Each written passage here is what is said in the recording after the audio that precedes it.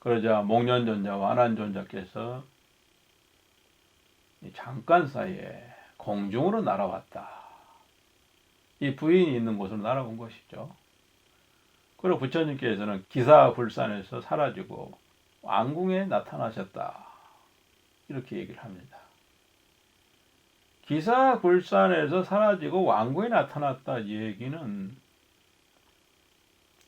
방편의 몸으로서 지금 이 부인 앞에 나타난다는 의미가 되는 것이죠. 즉 여기에서 사라지고 저기에 나타난다고 하는 것은 부처에게는 몸이 세 개가 있죠. 법신, 보신, 하신 이렇게 몸이 세 개가 있죠. 그러면 여기에서 지금 부처님이 왕궁에 나타난 이 몸은 화신의 의미가 된다 이렇게 볼 수가 있는 거죠. 그렇게 이제 왕궁에 나타나니 이 부인이 절을 하고 그리고 머리를 들어서 부처님을 보니 몸은 자금색이요 100가지 보배로 장식된 연꽃에 앉으셨는데 목련이 왼쪽에 앉아있고 안환이 오른쪽에 자리하였다. 이렇게 얘기하고 있습니다. 자금색이라는 것은 그러니까 부처님 몸에 자금색을 띠고 있었다. 이렇게 얘기하는 거죠. 자금색을 이제 중국에서는 자마금이라고도 하는데 모든 금 가운데 가장 훌륭한 금이다. 이런 의미가 되는 거예요. 그래서 이 금의 종류도 이제 푸른 빛깔을 띠는 것이 있고 황색을 띠는 것도 있고 붉은 색깔을 띠는 것도 있고 이 자마색을 띠는 것이 있는데 이 자마색이라고 하는 것은 이 자색에 가까운 빛깔을 띈다는 의미인데 여러 빛깔이 이렇게 혼용한 그러한 빛깔을 띠는 금이다. 이렇게 얘기를 합니다. 지금 이것은 부처님을 표현하는 말이죠. 부처님 몸에서 이렇게 자금색이, 자마색이 감돌고 있는 거죠. 그리고 100가지 보배로 장식된 연꽃 자리죠. 연꽃이라는 자리에 앉아 계신다. 그걸 본 거죠. 지금 이 자금색이라는 이 말과 100가지 보배로 장식된 연꽃 위에 앉아 계신다는 이 말 속에는 이미 장차 아미타불을 눈앞에서 본다고 해도 바로 이와 같을 것이라는 암시가 들어있는 것이죠. 그러면 어떠한 눈으로 지금 이와 같이 부처님을 눈앞에 볼 수 있었는가 지금. 이 부인의 지금 어떤 심정이고 어떤 마음 상태여서 지금 부처님을 눈앞에서 마주할 수 있는 인연을 마주할 수 있었는가. 이걸 살피는 것은 장차 아미타불을 뵙는 것과 비슷한 의미가 있다. 이렇게 말할 수가 있는 거죠. 그때 석범과 호세와 모든 천인이 허공에서 널리 하늘꽃을 비 내리듯 뿌려 부처님께 공양하였다. 이렇게 얘기하고 있어요. 석범이라고 하는 것은 이 욕계의 유격청 가운데 도리천의 제석천왕을 얘기하는 거죠. 그게 석이고 범이란 것은 색계 초선천의 범천왕을 얘기하는 거죠. 그게 제석천왕과 범천왕 둘을 합해서 석범이라고 부르는 거예요. 그리고 이제 호세라고 하는 것은 동서남북 네 방향을 지키는 이제 신장을 얘기하는 거죠. 그게 그러니까 이 호세라고 하는 것은 이제 제석천왕을 중심으로 해서 도리천에 동쪽, 서쪽, 남쪽, 북쪽을 관장하는 넷의 사천왕에 해당되는 거죠. 사천왕의 중심에는 누가 있다? 제석천왕이 있는 거죠. 결국 이들이 불법을 보호하는 역할을 하는 거죠. 그리고 하늘 사람들이, 천인이 하늘에서 꽃비를 내렸다. 그리고 부처님 공양을 올렸다 그랬어요. 그럼 여기서 꽃비는 어디서 난 거냐? 이 꽃비란 게, 즉 꽃이 비처럼 내리니까 꽃비라고 한 건데, 이 꽃은 그럼 어디서 난 거냐? 이 꽃은 바로 하늘 세계에 피어있는 꽃인 거죠. 그 꽃을 거두어서 부처님께 이에서 뿌린 것을 얘기하는 거죠. 지금 이것은 마치 장차 이 부인이 공부를 해서 아미타불을 마주할 때 역시 이와 같은 광경을 보게 될 것이다는 의미가 들어있어요.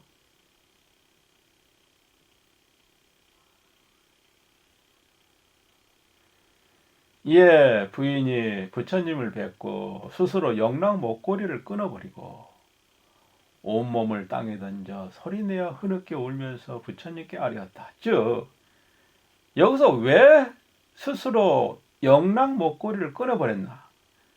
영락이라는 것은 보석 이름이죠. 뭐 사파이어, 루비 뭐 이런 것이죠. 그 목걸이를 끊어버렸다는 얘기는 한 나라의 왕비로서는 귀한 존재이지만 그것도 세속의 일이고, 이 출세관적인 법왕을 마주해서는 자신의 모습과 신세가 처량하고 가련하고 불쌍하고 보잘것없음을 통감을 했다는 얘기죠. 그래서 세상의 영화와 부귀를 헌신짝 버리듯이 던져버리고 온몸을 땅에 던져 소리내어 흐느껴 울었다. 이 얘기 속에는 바로 욕계에 대한, 사바세계에 대한 통렬한 슬픔과 고뇌를 표현하는 말이죠. 그리고 이곳에서의 부귀 영화는 한낱 먼지와 같다는 것을 지금 얘기하고 있는 것이죠.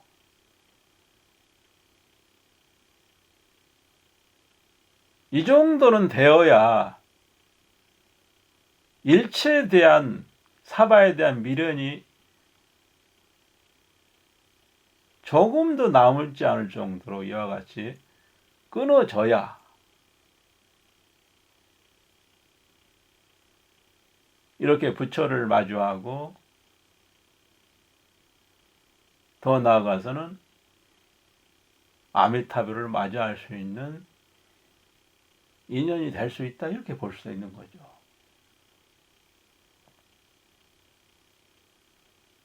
세존이시여, 제가 전생에 무슨 죄를 지었기에 이렇게 악한 자식을 낳았습니까? 결국은 현재 지금 내가 이렇게 마주하고 있는 이 현실, 이 참담한 현실은 지금이 원인이 아니라 틀림없이 과거, 무한한 전생이 원인이 되어서 현재에 이르러서 그 결과가 온 것일 것입니다. 이런 얘기를 하고 있는 거죠. 원인을 과거에서 찾는 거죠. 세존께서는 또 무슨 인연으로 제바달다와 친척이 되셨습니까? 여기서 제바달다가 나오는데, 제바달다는 이 석가모니 부처님과는 친척이죠. 그러니까 석가모니 부처님의 아버지의 형제의 자식이죠. 제바달다가. 여기에 대해서 이제 구체적으로는 이제 저 제바달다는 이 안한존자의 형이고, 이 곡반왕의 아들이라고 했어요. 그리고 이제 부처님으로 봤을 때는 저 제바달다가 나이로 보면 아래에 해당되는 거예요. 그런데 이 제바달다는 이 출가를 했어요. 그리고 나서 이제 출가를 해서 신통에 대해서 공부를 하고 또 몸에 30 이상을 부처님처럼 갖추고 있었어요. 정정을 합니다. 30 이상이 아니라 30상을 갖추고 있었어요. 32가지 가운데 부처님은 30 이상을 갖췄죠. 그런데 이제 이 제바달다는 2가지가 빠지고 30가지 모습을 갖추고 있었어요. 그리고 이 제바달다는 6만의 법장을 이렇게 암송을 했다 이렇게 얘기를 해요. 그러니까 6만 관에 해당되는 경전을 다 암송을 하고 있었다는 얘기죠. 그리고 이익과 명예를 위해서 부처님 몸에 피를 내는 그런 아주 오욕죄를 범하죠. 그래서 산채로 지옥에 떨어졌다 이렇게 얘기를 합니다. 이 제바달다 얘기가 또 재밌습니다. 이 제바달다는 이제 부처님의 그 승단을 파괴를 시키고 500명을 끄집어 가서 자기 제자로 삼았어요. 세력을 만든 거죠. 즉 화합승단을 깨뜨렸죠. 화합승단을 깨뜨린 것은 오욕죄에 해당되는 거죠. 그리고 이제 이 제바달다는 아주 나쁜 생각을 한 거예요. 신통으로 산을 밀쳐서 이 부처님을 압사시키려고 했었어요. 그때 이제 금강 역사가 금강조로서 오히려 그 산을 멀리 이렇게 던져버렸는데 그때 이 돌 파편이 떨어져 나와가지고 이 부처님 발에 떨어진 거예요. 그래서 피를 나오게 했던 거죠. 이런 일도 있어요. 그리고 이 제바달다는 또 화색 비구니가 있었는데 이 화색 비구니가 이 제바달다를 꾸짖었어요. 너가 어찌 바른 법을 훼손하고 부처님의 몸에 피를 내느냐 이와 같이 꾸짖은 거죠. 그러니까 그런 나쁜 짓을 하지 마라 이렇게 꾸짖은 거죠. 그러자 이 제바달다가 이 비구니를 주먹으로 패서 죽여버렸어요. 제바달다가 이런 사람이거든요. 이 화색 비구니는 처음으로 부처님께서 법을 설하실 때 질문을 한 비구니입니다. 아라한의 경지에 이르러서 질문을 던진 비구니입니다. 그걸로 이제 유명하죠. 그래서 이제 불교에서는 이 아라한을 죽인 죄인은 오욕죄 중에 하나에 속하거든요. 이 대공부인 아라한을 죽인 죄는 오욕죄 가운데 속해서 어떻게 해볼 수 없다. 산채로 지옥에 떨어질 것이다. 이렇게 얘기를 하죠.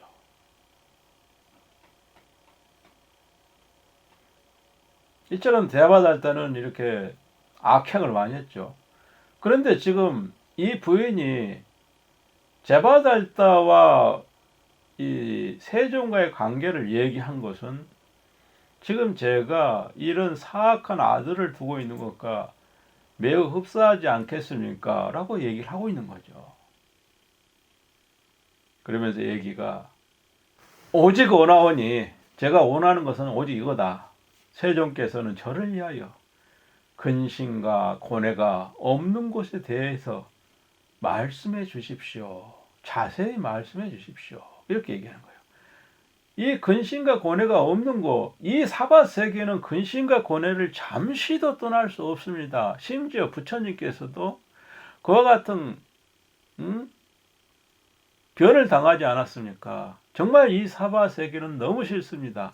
자식도 이러할진데 나머지는 말해서 무엇하겠습니까? 이런 뜻을 얘기한 거죠. 정말 오직 자신의 삶에 충실했던 한 여인으로서는 최후의 이 분노라고 하겠습니다. 제발 근심과 고뇌가 없는 곳을 말해주라. 저는 그곳에 가서 태어나고 싶습니다. 저는 이 연부제는 여기서 인도를 얘기하는 거예요. 서천 인도. 악하고 탁한 세상이 싫습니다. 이처럼 악하고 탁한 곳에는 지옥 중생과 악의 축생이 가득 차 있으며 또한 악한 무리들이 너무나 많습니다. 저는 미래에 장차 죽은 다음에 다른 곳에 태어난다면 이런 악한 소리를 듣지 않고 악한 사람을 보지 않기를 원하기에 이제 세종께 오체 투지하고 온몸을 던지다는 얘기죠. 오체 투지라는 것은 참여하며 간절히 바라옵니다. 오나옵나니 태양과 같은 부처님이시여 저에게 청정한 업으로 이루어진 세계를 보여주소서. 그러니까 이와 같이 이 욕계의 탁하고 탁한 업으로 진흙탕을 이루는 이 세계에서 떨어져 나가서 오직 청정한 것으로 깨끗한 세계로 깨끗한 업으로 이루어진 세계를 일러주십시오. 그곳에 갈 수 있도록 길을 보여주십시오. 이렇게 이 부인은 아주 온몸으로 절규하고 있습니다. 그때 세종께서 미간에서 강명을 내셨으니 그 강명은 금색으로 시방의 무량한 세계를 두루 비치고 다시 돌아와 부처님 정수리에 머물렀다가 변화하여 수미상과 같은 금색의 자대로 변화했으며 앉는 자리가 자대죠. 시방석의 모든 부처님들의 청정하고도 미묘한 불국토가 모두 이 안에 나타났다. 미간에서 강명을 내셨으니 비전을 보여주는 거죠. 여기서는 눈으로 볼 수 있는 비전의 세계를 보여준 거죠. 영상을 보여주는 이제 방식인 거죠. 미간이라고 하는 것은 두 눈이 아니죠. 두 눈 사이에 해당되는 거죠. 따라서 욕계의 눈으로는 볼 수가 없는 거죠. 색계의 눈으로 볼 수 있는 이 세계를 보여주는 거죠. 시방세계 모든 부처님들의 청정하고도 미묘한 불국토가 모두 이 안에 나타났다. 여기서 미묘한 이 청정하고 미묘한 이 불국토의 세계, 이 세계가 어떻게 이루어지는가? 모든 부처들이 저마다 불국토를 가지고 있죠. 자신의 국토를 가지고 있습니다. 하나의 불국토는 삼천 대천 세계에는 오직 하나의 불국토가 있는 거죠. 두 개의 불국토가 있지 않습니다. 그러면 아주 무수한 이 많은 불국토라고 얘기하는 것은 이 강하라는 우주에 삼천 대천 세계가 무수하다는 걸 얘기하는 거죠. 거기에는 삼천 대천 세계마다 오직 하나의 불국토가 있기 때문에 또 다른 삼천 대천 세계가 있고 또 다른 삼천 대천 세계가 있다는 거죠. 삼천 대천 세계라는 것은 이 소천 세계, 중천 세계, 대천 세계를 합해서 삼천 대천 세계라고 그러는 거죠. 이 불국토라는 건 그럼 어떻게 해서 이루어졌느냐? 청정한 업으로 이루어진 것이죠. 이게 뭔 소리냐면 청정하다는 것은 깨끗한 업으로 깨끗함을 재료로 한다는 소리로서 곧 보살을 의미하는 것이죠. 즉 보살이 대발심을 하여서 큰 발심을 하죠. 보살이 큰 발심을 하여서 큰 원력을 세웁니다. 그러니까 여기서 말하는 보살은 이제 십지보살을 얘기한다고 볼 수가 있습니다. 물론 보살의 종류는 여러 가지가 있어요. 십주, 십행, 십회양도 다 보살에 속하지만 여기서의 보살은 십주보살을 얘기한다고 할 수가 있어요. 십주보살이 되어서 부처님의 지혜를 엿보고 일승의 도리를 엿보고 중도의 도리를 엿보면서부터 부처님을 전적으로 신뢰하고 믿게 되는 거죠. 그러면서 너무나 기쁜 마음에서 제가 만약 불법을 이룬다면, 부처의 도를 깨닫는다면 저는 이와 같이 서원하며 이와 같이 중생을 위해서 돕고자 합니다. 이런 서원을 같이 세우는 거죠. 그래서 그 서원이 이제 이루어졌을 때 이른바 자신의 불국토를 갖게 되는 거죠. 얻게 되는 거죠. 아니, 건립하게 되는 거죠. 세우게 되는 거죠. 이 불국토를 세운다는 얘기는 결국은 보살의 원력에 의해서 세워지는 거죠. 원력이 애초에 불국토를 세울 원력이 없다 하면은 불국토가 없는 것이죠. 뭐 비유를 하자면 내가 인터넷상에 채팅방을 만든다 합시다. 그러면 채팅방을 만드는 거죠. 그리고 이 채팅방에는 오직 착한 사람들만 들어오게 하고 착하지 못한 사람은 무조건 아웃시키겠다. 이렇게 원력을 세웠다고 하면은 그는 채팅방에서 진솔한 사람만을 받아들이고 진솔하지 못한 사람은 곤란해서 추방시킬 겁니다. 그리고 또 원력을 세웁니다. 나는 채팅방을 만들어서 어려운 사람을 도와주겠다.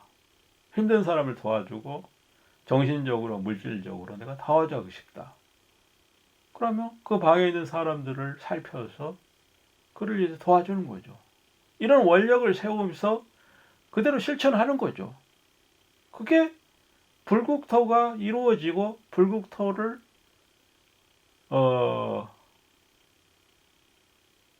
세우는 이유고 목적이 되는 거죠.